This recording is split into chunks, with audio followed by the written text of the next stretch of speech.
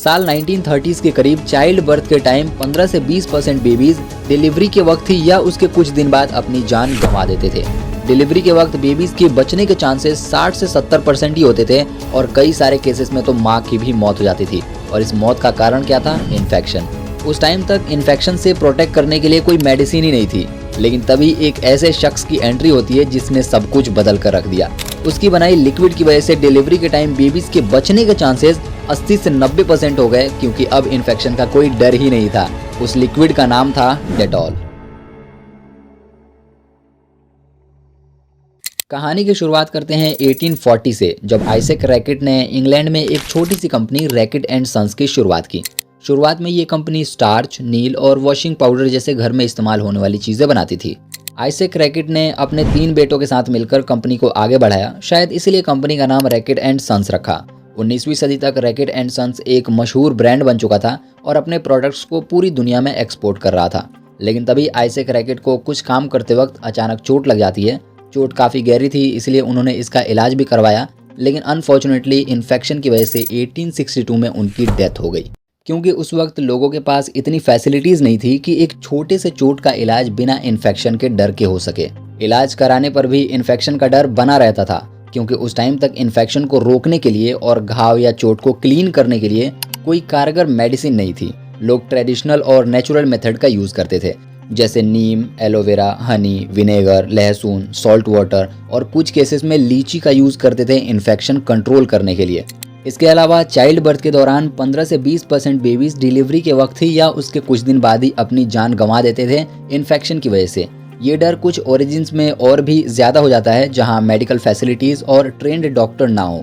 और उस टाइम तक एंटीबायोटिक का इनोवेशन भी नहीं हुआ था, जिसकी वजह से बैक्टीरियल इन्फेक्शन का कोई इफेक्टिव ट्रीटमेंट नहीं था। लेकिन 19वीं सदी के अंत तक जोसेफ लिस्टर ने एंटीसेप्टिक टेक्निक को इंट्रोड्यूस किया, जिससे इन्फेक्शन को कंट्रोल करने में मदद मिली। और लुई पास्चर ने जर्म थ्योरी को समझाया, जिससे पता चला कि इन्फेक्शन का कारण क्या है। उसके बाद इन्फेक्शन कंट्रोल और ट्रीटमेंट में काफ़ी बदलाव आया। साइंटिस्ट और डॉक्टर्स ने और डिस्कवरी की और कुछ मेडिसिन बनाए इन्फेक्शन को रोकने के लिए। उन्होंने फिनॉल को एक एंटीसेप्टिक के रूप में इस्तेमाल किया, जो बैक्टीरिया को मारने में थोड़े कारगर साबित हुए। और पिछले कई सालों से Reckitt and Sons company infection और बीमारियों से बचने के लिए एक ऐसा प्रोडक्ट बनाना चाहते थे जो सुरक्षित हो और उससे भी ज़्यादा इफेक्टिव हो। ऐसी कोई चीज़ बनाना बहुत ही मुश्किल था। कई साल बीत जाते हैं, लेकिन उनके प्रयोग में कोई सफलता नहीं मिली। लेकिन रैकेट एंड सन्स की टीम ने हार नहीं मानी। वो सालों तक मेहनत करते रहे और कई एक्सपेरिमेंट्स करने के बाद फाइनली 1932 में रैकेट एंड सन्स, जो अब रैकेट बेनकाइजर बन चुकी है, उसने डेटॉल को लॉन्च किया, जिसने सब कुछ बदल कर रख दिया। डेटॉल का मुख्य उत्पाद एक एंटीसेप्टिक लिक्विड था, जो बैक्टीरिया, वायरस और कीटाणुओं को मारने में काफ़ी इफेक्टिव था। इसकी खास बात यह थी कि यह त्वचा यानी स्किन के लिए सुरक्षित था और इसका उपयोग घाव को साफ करने के लिए, इन्फेक्शन से बचने के लिए और सर्जिकल इंस्ट्रूमेंट को स्टरलाइज करने के लिए किया जा सकता था। स्टरलाइज करना मतलब बैक्टीरिया, जर्म्स, वायरस या किसी भी तरह के माइक्रो ऑर्गेनिज्म से पूरी तरह फ्री करना।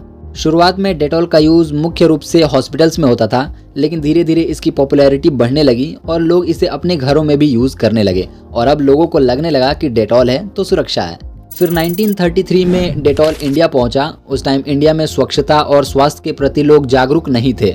लोगों को एंटीसेप्टिक और कीटाणुओं से सुरक्षा के बारे में जानकारी ही नहीं थी। लोगों को पता ही नहीं था कि बैक्टीरिया से सुरक्षित कैसे रहे और इन्फेक्शन को कैसे अवॉइड करे।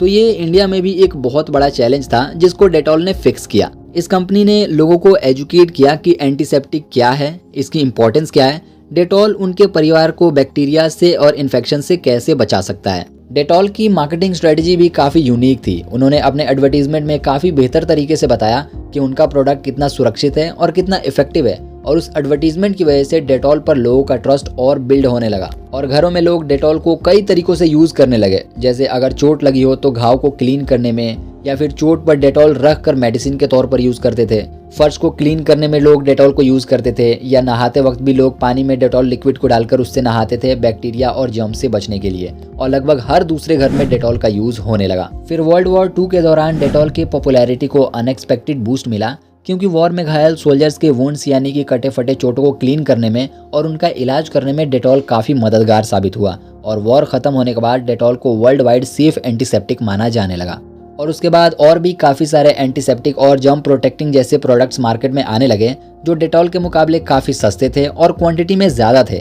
लेकिन फिर भी लोगों ने डेटॉल को ही प्रेफर किया क्योंकि इसने लोगों में अपना ट्रस्ट बिल्ड कर लिया था। धीरे धीरे डेटॉल ने इंडियन मार्केट में भी काफ़ी अच्छी खासी पकड़ बना ली। समय के साथ डेटॉल ने अपने प्रोडक्ट्स के रेंज को भी बढ़ाना शुरू कर दिया।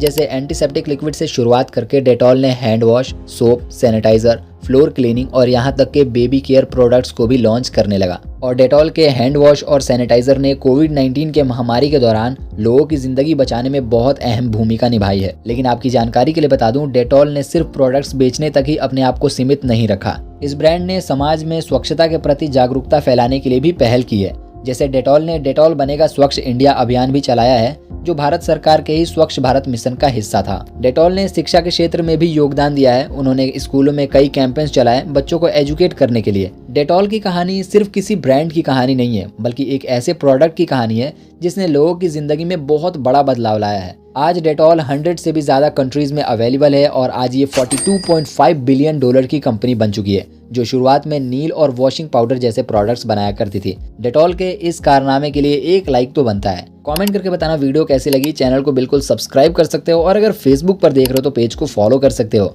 मिलते हैं नेक्स्ट वीडियो में एक और अमेजिंग टॉपिक के साथ। तब तक के लिए बाय बाय।